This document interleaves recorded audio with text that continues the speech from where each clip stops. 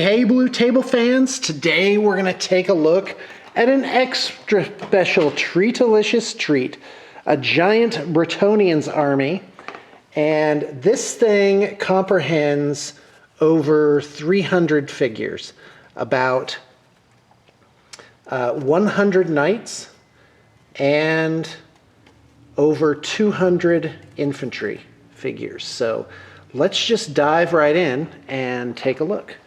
So first off, there's 4 different types of knights. So you've got knights errant, who are kind of the beginner guys, knights of the realm, that are your standard sort of knightly knight. Then you've got questing knights, who are kind of these guys that put dressers and and refrigerators on their back and go out a-questing. And then finally you have the semi-magical saintly Grail Knights. And of course they have a lot of Grail imagery on them. And then the Lords, who I've put out in front here, and they muster up peasants from their various realms and march to battle. So here's the overview again. Oh yeah. Oh man. Okay, so first, the Knights Errant. I've put these guys in the old lance formation. Some of you may remember that. That is sort of my homage to the original Bretonnians. I painted 4 Bretonnian armies as sort of a beginning project when I first started soloing in 2004.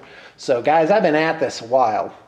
And in fact, BTP is coming up on, I do believe it is 13 years. I want to say 13 years. So 12 years, maybe? Anyway, kind of lost track. No, 11 years. That's it. Why do I think it's 13? Anyway, yeah, so your Knights Errant, they have a lot of silver and a lot more earth tones and sort of leather and basic equipment on them, and also basic heraldry. Now, Bretonnians, the kits come with decals, but there's only like 10 or 12 different types of decals. So as you're going to see, each and every one of these 100 knights is absolutely different than all the other ones. And it's what makes Bretonnians very challenging to paint, because, you've got each one's different. You really don't get economy of scale, especially on the knights. And we didn't get it on the peasants either, because there's like 5 different color schemes on the peasants, which again, you'll see. So I'm a huge fan of checkers, so I actually did quite a bit of checker work on these guys. So like that guy has them. And I took decals from like different sets. So this guy has something from the Grail Knights decal set, which is actually kind of hard to find. So anyway, so 30 Knights Errant. So now we're Knights of the Realm. We're up to Knights of the Realm. And you'll notice a little bit more gold, and also their skirts. I don't know what it's called, but those actually have colors now. It's not just earth tones. And they have these really cool helmets, as you can see. And we've done those in gold, so that makes them different as well. And there is 15. And over here, another unit of 15. Some of them have magnetized arms, so I separated those out when I was doing the client's video inventory. So here's one of my favorites there. Of course, the knight in sort of a lighter, slightly lighter blue. But they don't have greens or purples or oranges on them. That is, those are not knightly colors, apparently. Green is for the Green Knight alone. In fact, there is a Green Knight kind of hiding out back here. So we did do one of those up. He's kind of magical, so I didn't know where to put him. In the Age of Sigmar rules, which incidentally give new life to all armies, even Bretonnians, which were kind of a bottom tier thing. The Green Knight actually is, I do believe, unkillable, and it makes him a very interesting unit because he keeps coming back. It's a lot of fun. So the Lords muster their troops. So you'll see this red and white guy. And of course, the Lords have a lot more detail. They have, we've hand done a lot of designs on the caparisons. We have, really made them unique. So there's this guy. So his peasants are red and white. Here are some samples the client brought in, or sent in, so those aren't ours. Also, I was going to point out the Trebuchet, but let's get to that later. So then there's this guy. This is the BSB. Really super cool fig. And again, lots and lots of detail on him. And I love it when the same thing is like repeated over and over again. It looks very handsome. So this guy was fun to do. A lot of detail on that banner. The levels of painting really show through here. You know, the peasants and the basic knights done at a 3. And, you know, you got the elites at 4s and the heroes at, I do believe, 5 or 6. So maybe even a mix. So these guys, these men-at-arms, the client requested that I change their shields, that there's a Pegasus on them, and it was a white decal, but I hand painted on 2 layers of yellow on each and every one of them. And that was a lot of fun, actually, very therapeutic. So here's the yellow and black. Peasants with stakes. So now on these defensive stake things, they can have flaming arrows. So I didn't put grass around them, so as if they were burnt with great heat. So I kind of, you know, even gave a little narrative to that. And so let's see here. So by the way, the crew that worked on this were they were complete champions. I think I mentioned that in another video. They were really great. So here's a Lord that is yellow, red, and blue. Incidentally, the primary colors. So in a conversion we did is the cloak. We gave him an extra sword and these little potion bottles. So that makes him into something unique, which is really nice. And of course, you guys probably saw the video on the conversions there. I don't know. I think I did like well over 10 or 12 videos for the client on this as we went along. Many times 2 vids a day, which I think was really nice. And as I've mentioned, something that I'm hoping to duplicate in the future. So here's our Pegasus Knights, which are very handsome. And I love it that these guys are themed. Each and every last one has magnetized arms. So they will have different options on them. Now, the base work, which you'll see as I go through this video, actually we used 6 different kinds of elements on them, 4 different types of clump foliage, and 2 different types of grass. And of course, the knights got some, and the peasants just got kind of basic grass for the most part. And I think it really gives the model some character to add in that different foliage. Okay, what haven't we looked at? Okay, so there's that guy's muster. This Pegasus Lord here, let's take a closer look at him. Aquitaine, I think, is the province for this guy. But of course, since the entire world has blown up, that probably doesn't exist anymore. His helmet actually is a custom piece because I pulled that from the Empire range. And so there's his lance, his pauldron, lots of little, you know, curlicue, filigree type stuff on the cloth there. And this is his personal retinue. Again, lots of hand-painted stuff on here.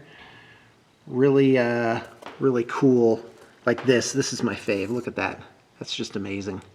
I love that split with the wings. That's just awesome.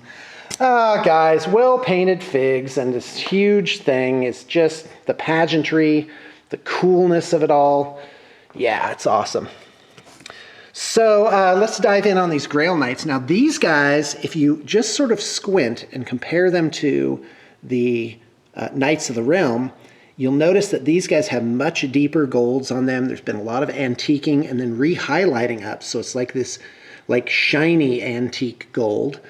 And you'll notice the head armor of the horses has been colored the same, and their caparisons, the little cloth stuff on the horses, has been done in a more solid fashion. And it gives these guys a very, very royal look to them. But each and every one of these guys is something unique. There's a lot of hand-painted stuff on here that's in some cases painted over the decals. In other cases, it's just, you know, like this unique work. And, you know, edging on the shields there. So the Grail Knights are really something special. Again, each and every last knight is completely unique. So here's this guy. Isn't that neat? It'd be cool to do Space Marines like this. No, I think that would look dumb. So yeah, and these are different sculpts too, which I think is really nice. And so, you know, there's really a lot to these guys. They're a whole lot of fun. And let's take a look at some of the dessert. Oh, you know what? Oh, here's another muster. So 30 minute arms, just kind of the basics on those guys. And then here's their leader. Now this guy gave these 2 wine bottles. I think that's from the Dwarfs kit. I can't remember. Maybe it's an Empire bit. And he has a unique headpiece on him. That's actually from the Empire Griffin Riders set, Demi-Griffs. And he has a unique lance as well. So, all right, let's take a look at some of the oddball pieces. So you've got your damsels here. Now you can see kind of the base work. So 2 different types of grass. There's that sort of military color clump foliage on there. And we gave her a converted staff head because I didn't want both of the mounted damsels to be exactly the same. Here's the Fey Enchantress. And she's got a really cool base. Lots of rocks and details. I put these little things on. I was hoping they'd be reminiscent of flowers. I think they bring out her hair. So the yellow is kind of picked out there. And lots of very sort of pale, glowy type of colors on her, which I think is nice. That's definitely a figure that stood the test of time. It's very, very enchanting. So Damsel up here, just the standard sculpt. You've got King Leoncoeur. Now we were going to do this fancy pennant and stuff with him, but the client just opted for the basic lance. But as you can see, there's a lot of delicate work here, and some really fine bordering on the cloth there on the rear of him. So, the base, again, the base has a lot of cool stuff going on. You can see the different colors of clump foliage, which I think gives it a very natural effect. I mean, basic basing is great and really brings the model to life. Nothing wrong with that. Now, the Trebuchet here has this little kid with a slingshot sitting on the wheelbarrow. So lots of dynamic sort of narrative qualities here with these guys. You know, they cut the stones, you know, and then they mount them up in the Trebuchet. When I did my 4 Bretonnian armies back in 2004, I painted 4 Trebuchets. And I converted them so they would actually work. You could flick them and they would fling the stone across the table. Like literally, it would work. So on this one, I put the bushes in the front. I imagine they kind of just dragged this thing, you know, so I didn't imagine there would be a lot of bushes behind it, but I did put the bushes in front of it. And so you've got the damsel here. Now, I was talking to one of the artists, and on the Grail Knights, it's like these guys are highlighted up. There's like 4 to 5 different stages, excuse me, on every single color on there, you know. So almost like, you know, the old, like you used to read those old heavy metal articles. I'm not saying they're heavy metal quality. I'm not saying they're display quality, but, you know, they were like, put down this as a base coat, then highlight with this, then, you know, a 50-50 mix of, you know, royal blue and white, you know, and then like the yellow's highlighted all the way to white, which I think is what makes these guys look so bright. And that's it. That's the end of the tour. Wow, that went faster than I thought. Some magnetized pieces over here. But I got to tell you guys, I cannot wait to do an exhibition game with these models. They are really, really, really, really super cool. But I don't know. The client may just have us ship them out tomorrow. And that is just fine with me. I think that's going to work too. And yeah, so thanks for tuning in. I'm looking forward to showing you a lot of other amazing things. I have artists bringing in new projects this week and checking out new projects this week. So there's definitely going to be a lot to show you. I have a battle report cooking. It's not as easy as it sounds to get battle report opponents. If you live locally, boy, look me up because I give you a little store credit. You pick up about 20 some odd dollars worth of retail just for coming down and doing a battle report with me, just for playing a game. So All right, thanks for tuning in, and I hope you got your inspiration for the day.